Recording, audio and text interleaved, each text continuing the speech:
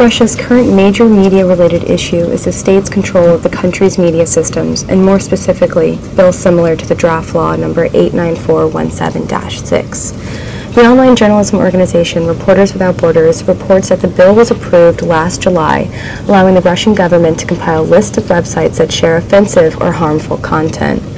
Issues with legislation similar to these are about an undisclosed amount of power that is given to the state when censoring content it considers offensive. Also, the Russian government has an extended history of media censorship and continues to eradicate opposing viewpoints throughout traditional news outlets. The Russian version, Wikipedia, posted a public announcement condemning a draft law which is now under the review of the Russian Parliament. As stated, Law 89417-6, on the protection of children from information harmful to their health and development, the law would create a registry of any online materials containing illegal information relevant to children, specifically child pornography, drug paraphernalia, and instructions about self-harm. Any websites containing any related information have 24 hours to delete or shut down the site. Critics portray the legislation as an attempt to copy China's Great Firewall. Yet, with this said, waves of bloggers and journalists have taken to social media to create an open forum with their followers to share their anti-government sentiments. According to Reporters Without Borders, many websites that post anti-government sentiments or websites that are critical of the Russian government all suffered attacks to their internal servers in the run-up to last year's presidential election. The journalists and bloggers affected by the attacks took to their Facebook and Twitter accounts to stage discussions of Russia's current political climate. Reporters Without Borders also stated that the state-run media outlet RIA Novosti was told to rid the site of any foreign articles that were critical of Vladimir Putin. We were able to interview an American businessman who travels to Moscow and other parts of Russia often for business. John Profeta, Chief Executive Officer of Medical Excellence. There is some government influence is talked about from the government, newspapers such as Izvestia and Pravda and TASS, T-A-S-S. All three of those, especially Pravda and TASS, are very government-oriented, and there is some skewing towards the government. You don't see much censorship on their side because most of it is already approved by the government. The Russian people differ in opinion towards the media. Many who have no other access to information see the government and its media as infallible. Speaking of, in terms of the lower income world, most of them take the Russian media as gospel in terms of accuracy. The more higher level people who have access to greater amounts of information and also greater variety of news sources view some of the Russian-based information sources with some skepticism, particularly since they have a pretty strong, very, very pro-government bias. And as previously stated, most of Russia's media outlets are state-run. The two of the three main federal channels, according to the BBC's profile on Russia, are Channel 1 and Russian 1, both owned by the government.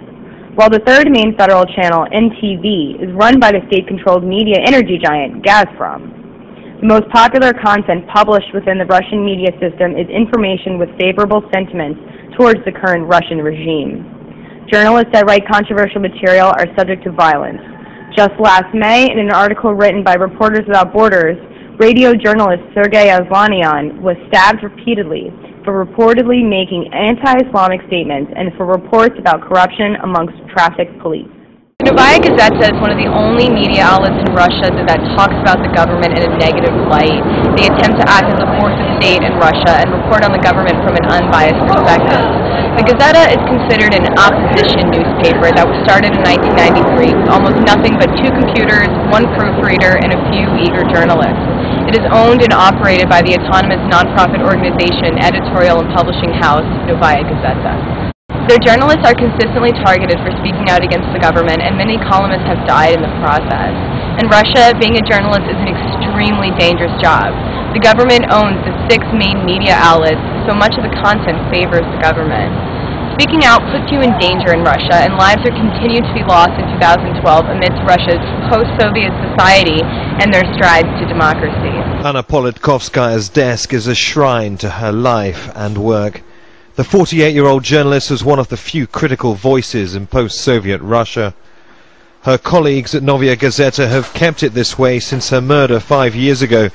They say they're still waiting for the truth. We are not executioners or revenge takers. We just want a fair investigation and retribution for those who masterminded this awful crime. When Politkovskaya was shot dead in 2006, Vladimir Putin, then president, said her journalism was insignificant and her murder was designed to spread anti-Russian sentiment. The likely return of Putin to the presidency next year has left the Politkovskaya family doubtful justice will ever be done. I think that as we haven't had any political will so far, we won't have it in the future either. The same clan has stayed in power, the same political tandem and people. Nothing will change. Politkovskaya was among dozens of Russian journalists killed in the last 20 years. A large number of cases remain unsolved. Many more journalists are harassed, beaten and jailed for uncovering crime and corruption, sometimes at the highest levels. But newspapers like Novaya Gazeta find it impossible to compete with the power and reach of the nation's 3 state-controlled television channels. Despite the spread of the internet, television is still the main source of news across this vast country. NTV was once privately owned and attracted the best journalists, but it was forcibly taken over in 2001 after running reports critical of Vladimir Putin. It's now owned by state energy company Gazprom and is devoting major airtime to Kremlin policy. The channel's editor-in-chief thinks the political opposition are irrelevant. They are not interesting to anyone. They have no influence in society. They have nothing. Why should we use our airtime, which costs huge amounts of money, for marginal groups? Nobody's interested in them. Nobody wants to see that. The reports and investigations in Novaya Gazeta rarely ever feature on state media. They're too much at odds with what the Kremlin wants Russians to hear. But there are stories journalists like Politkovskaya struggle to report.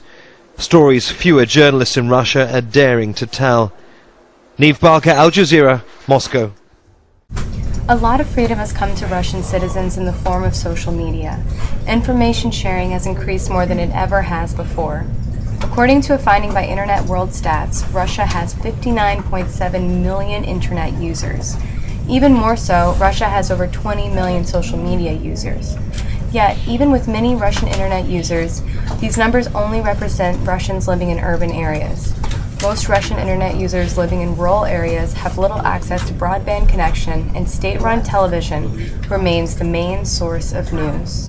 See a couple of different differences. One, the difference between the city and the rural areas is access to cable and also access because economically most of those people earn very, very little money in Russia, and therefore their ability to have access to divergent information or international information or maybe even more free information is highly compromised because of their economic strata. That's the reality.